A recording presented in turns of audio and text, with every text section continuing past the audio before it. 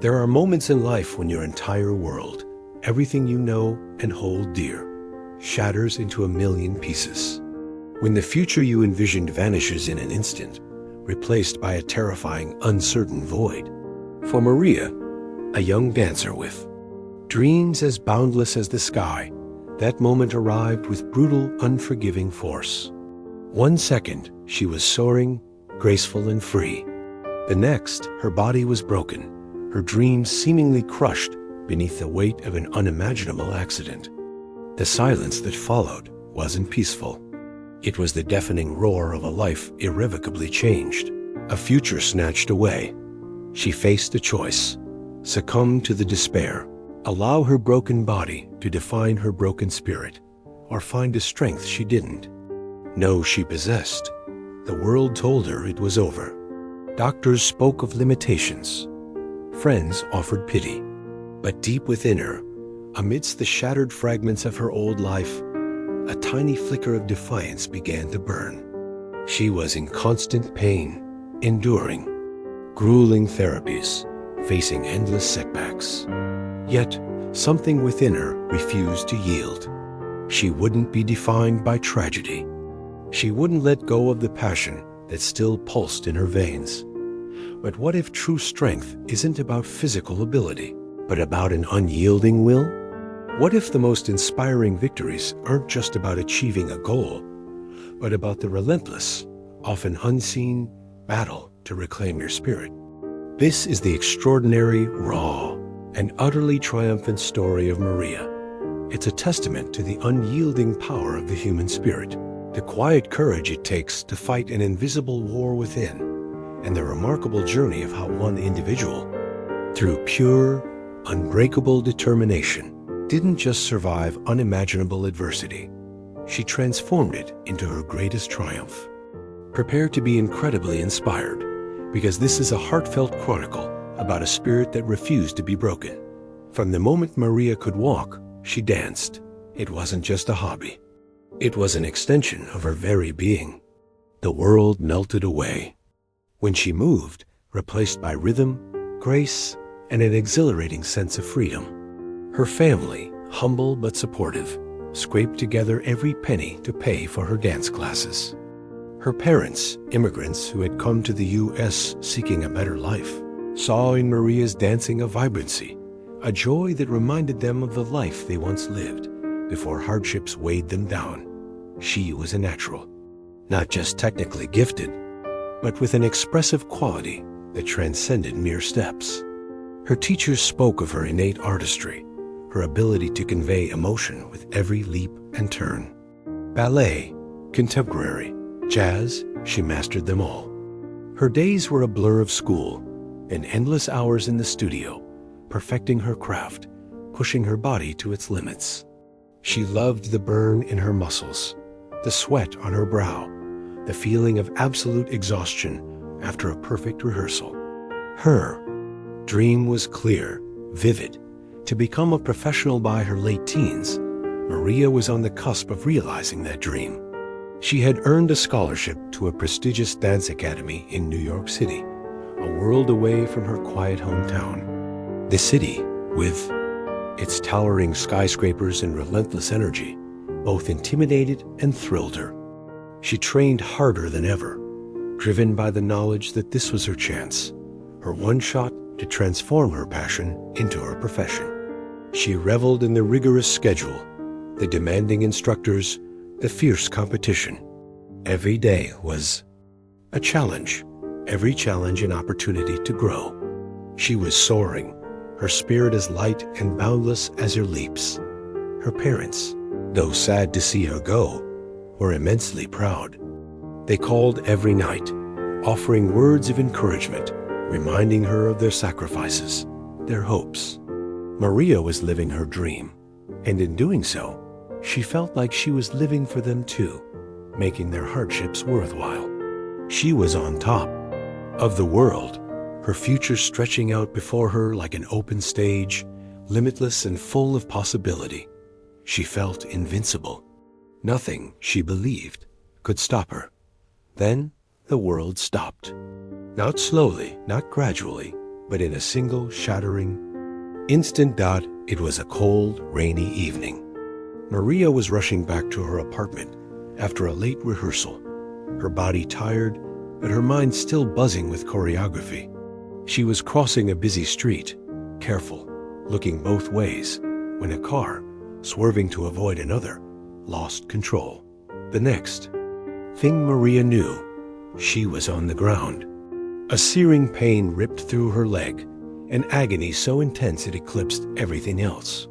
The sounds of the city, once so vibrant, were replaced by a ringing silence in her ears, punctuated by distant sirens and frantic voices. She tried to move, to stand, but her legs wouldn't obey. She looked down and saw a sight that would forever haunt her nightmares. Her leg, her beautiful, powerful dancer's leg, twisted at an unnatural angle, bone protruding through skin. Paramedics arrived, the pain dulled by powerful drugs, but the fear was raw, visceral. The ambulance ride was a blur. The hospital felt sterile and cold. The doctors, their faces grim, spoke in hushed tones about shattered bones, nerve damage, complex surgeries, and the agonizingly long road to recovery. They spoke of walking again, but never, not once, did they mention dancing. That unspoken reality hung in the air, heavier than any physical pain. Her parents rushed to her side, their faces etched with horror and despair. Her father, usually so strong, wept openly. Her mother held her hand, her touch conveying a pain even deeper than Maria's own. Maria lay in her hospital bed, her body encased in casts and bandages, her spirit utterly, irrevocably crushed. The dream, which had been so close, so tangible, was now a million light years away. Her identity, her very purpose, had been stripped away in a single brutal second. She felt like a broken instrument, a silent melody, forever silenced. The initial days were a blur of pain, grief, and profound despair. She refused to see visitors. She stared blankly at the ceiling, tears silently tracing paths down her temples. She hated her body. She hated the accident. She hated the cruel twist of fate that had stolen her passion. The physical therapy began almost immediately, a brutal reminder of her brokenness. Each movement was agony, each exercise a torment. Her muscles, once finely tuned instruments, felt weak, unresponsive. The physical therapist, kind but firm, spoke of milestones, sitting up, standing, taking a few steps. Maria heard none of it. She only heard the deafening silence of her ruined dream. She felt like giving up, like simply fading away into the endless gray of her pain. What was the point of living if she couldn't dance? What was the point of having a body if it betrayed her so fundamentally? The despair was a heavy, suffocating blanket, threatening to consume Maria entirely. She cried herself to sleep most nights, haunted by vivid dreams of dancing, only to wake to the crushing reality of her broken body. Her parents were her constant support, their love a fragile lifeline in her dark world. But even their unwavering presence couldn't pierce the profound sense of loss that permeated her being. One morning, during a particularly grueling physical therapy session, Maria collapsed onto the mat, tears of frustration streaming down her face. "I can't do this," she sobbed to her therapist, a no-nonsense woman named Sarah. "It's useless. I'll never dance again. What's the point?" Sarah, who had seen countless patients in similar despair, knelt beside her. Her voice was firm, but gentle. "Maria," she said, her eyes unwavering, "you're right. You might never dance the way you did before. That's a brutal truth. But this isn't about dancing anymore. This is about living. This is about finding strength you didn't know you had. This is about proving to yourself that your spirit is bigger than your body. Are you going to let this accident define you, or are you going to define it?" Her words, stark and unflinching, pierced through Maria's haze of self-pity. "Define it?" Maria whispered, her voice raw. "Yes," Sarah replied. "You decide what this means. You decide if you're a victim or a warrior. The pain is real, Maria. The loss is real. But your spirit is unbreakable if you choose it to be. What kind of story do you want to tell? The one where you gave up, or the one where you found a new way to fly?" Sarah's words, though harsh, were a revelation. They weren't pity. They were a challenge. They acknowledged her pain, but refused to let her wallow in it. In that moment, a tiny, almost imperceptible spark ignited within Maria. The spirit that had once soared through dance began to fight for survival, for purpose. From that day forward, Maria's approach to therapy changed. The pain was still agonizing, but now each movement, each stretch, each wobbly step became an act of defiance, a silent vow to herself. She pushed harder, endured longer. She celebrated every tiny milestone. The first time she could wiggle her toes, the first time she could stand without support, the first time she could walk a few steps without crutches. These weren't grand leaps, but they were her victories, earned through sheer grit and an unyielding will. She devoured books on resilience, on overcoming adversity, on the power of the human mind. She learned about adaptive sports, about individuals who had achieved incredible feats despite physical limitations. She started a journal, filling its pages not with despair, but with her progress, her frustrations, and her newfound determination. She talked to other patients in rehab, offering words of encouragement, becoming a beacon of hope for those who felt lost. She found purpose in her own pain, realizing that her journey, no matter how difficult, could inspire others. Her family, watching her transformation, felt their own spirits revive. They saw not a broken dancer, but a warrior forging a new path. They cheered her on, celebrated her every step, and stood by her side as she faced the daunting challenges of rebuilding her life. Maria was no longer just fighting for herself. She was fighting for everyone who believed in her, for every shattered dream that needed to be reassembled. The road was still long, but she was no longer crawling in the dark. She was walking slowly, painfully, but undeniably, towards a new light. Maria's physical recovery was miraculous, but not complete. She could walk, she could move, but the effortless grace of her dancing days was gone forever. The doctors confirmed it. A return to professional ballet was impossible. It was a bitter pill to swallow, but Maria, fortified by her journey, found a new strength to accept this reality. Her spirit, however, still yearned for expression, for rhythm, for a way to connect through movement. It was during a physical therapy session, while listening to music, that Maria had an unexpected epiphany. She started to use her hands, her upper body, her facial expressions to convey the emotions she once expressed with her entire body. She realized that dance wasn't just about legs and leaps. It was about spirit, about storytelling through motion. She began exploring choreography in a new way, focusing on upper body movement, on the power of expressive gestures, on the emotional impact of subtle shifts. She enrolled in a course on adaptive choreography, learning how to create dances for individuals with various physical limitations. She discovered a new world of dancers who, despite their challenges, communicated profound beauty and emotion through their unique movements. Maria found her new rhythm, her new stage, not in grand auditoriums, but in community centers, in rehabilitation facilities, teaching others how to express themselves, how to find joy in movement, no matter their limitations. Her former physical therapist, Sarah, now her dear friend, became her biggest champion. She helped Maria connect with adaptive dance organizations, securing funding for her new programs. Maria's classes were transformative. She taught injured veterans to find rhythm in their wheelchairs. children with disabilities to express themselves, through movement, and elderly individuals to rediscover the joy of a gentle sway. She wasn't just teaching dance. She was teaching resilience, self-acceptance, and the power of finding joy in new ways. Her story, once a tale of tragedy, became an inspiring narrative of triumph. Media outlets picked up on her unique journey.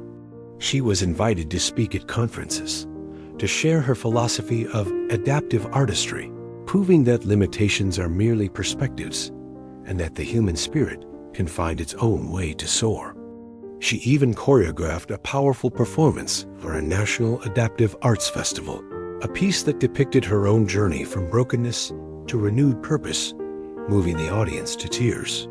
She didn't perform the leaps and turns she once did, but her movements, filled with profound emotion and hard-won strength, captivated every soul.